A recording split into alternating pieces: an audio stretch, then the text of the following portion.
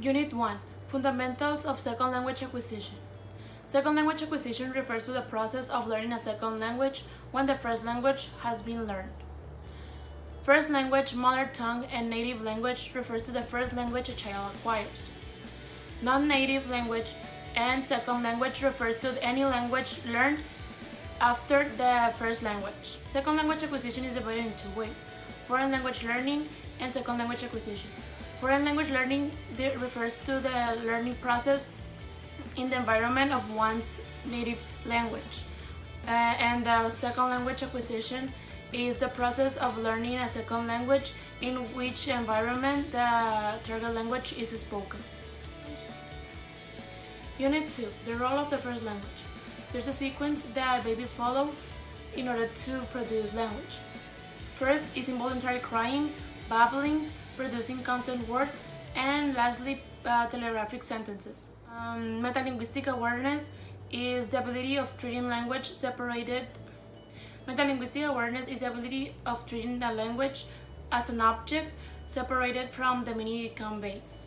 There are patterns of grammatical negation and question morphemes acquisition. The patterns for the grammatical morphemes acquisition: present progressive, plurals, irregular past form, possessive, cupula, articles, regular past form, third person singular present, and auxiliary be. The patterns for negation are just using no, then using no and don't, then using can't, and lastly using correctly the auxiliaries. And lastly, for the questions is few words with rising intonation, more words with rising intonation, question structures, no auxiliaries yet, some questions with subject, WH question with inversion, and negative questions. Unit 3. Theories of second language acquisition. The behaviorist theory was proposed by John Watson and Skinner. It states that people learn through the cycle stimuli, response, reinforcement, and habit. Noam Chomsky proposed the innatist theory. It states that people learn language as another biological function, and we have an LAD that has a universal grammar which allows us to learn any language. The cognitive theory was proposed by Jean Piaget, and it mentions that people's learning process is focused on how they learn, perceive, think, remember, and how they solve problems.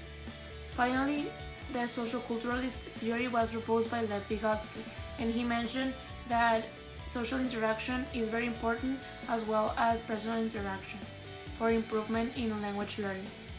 He mentioned the CPD, the zone of proximal development, and this is the distance between the current knowledge of the learner and the goal of learning, and this is guided by more knowledgeable persons. Unit 4. Krashen's theory of SLA. There are 5 hypotheses of this theory. The acquisition and learning, that states that acquisition is the informal and unconscious way of learning, and learning is the opposite because it is the conscious process of acquiring a language. The second is the monitor hypothesis, which has 3 users: the overuser, the underuser, and the optimal user. The overuser uses a lot the monitor, the underuser doesn't use it at all, and the optimal user has a balance in between. The input hypothesis makes reference to the output teachers give to students, and it is I+1. This refers that the output they give has to be slightly above the learner's level. Then the effective filter hypothesis states that there are some filters that can either facilitate or block the input they are receiving from the teacher. And finally, the reading hypothesis, which states that people learn grammar and vocabulary because of the free voluntary reading, that is, reading for pleasure. Unit 5. Individual differences in second language learning. There are individual differences in second language learning that can predict either failure or success among students. There is intelligence, aptitude, learning styles, personality, motivation and attitude, identity, Learning beliefs.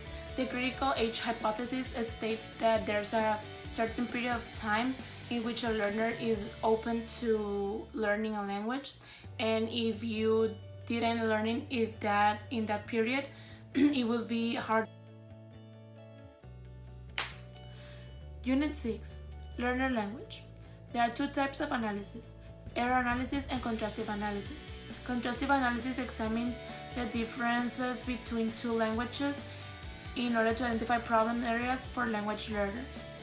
In here, we use the term interlanguage that explains the errors because of the interference of their L1 with their L2. Then is the error analysis that analyzes the types of mistakes learners make within the target language. And in here, we work with the term intralanguage that describes the types of errors made when they are developing their L2. In both analyses, there can be cases of fossilization, errors which learners continue making even when they've been told it's wrong, but because it's not disrupting communication, they don't care. Unit 7. Context for language learning. There are two major contexts for language learning: natural acquisition and structure-based instruction. The natural acquisition context is when students are exposed to a language in school, work, or in social interaction. And structure-based is focused on the language itself rather than on the message carried by the language. There are three types of environments of structure-based: communicative, content-based, and task-based. The three of them are focused on the language itself, but the emphasis is on interaction, conversation, and language use. The communicative and task-based instructional environments teach topics of the learner's interest, and in the content-based instructional environment, the focus of the lesson is on the subject matter.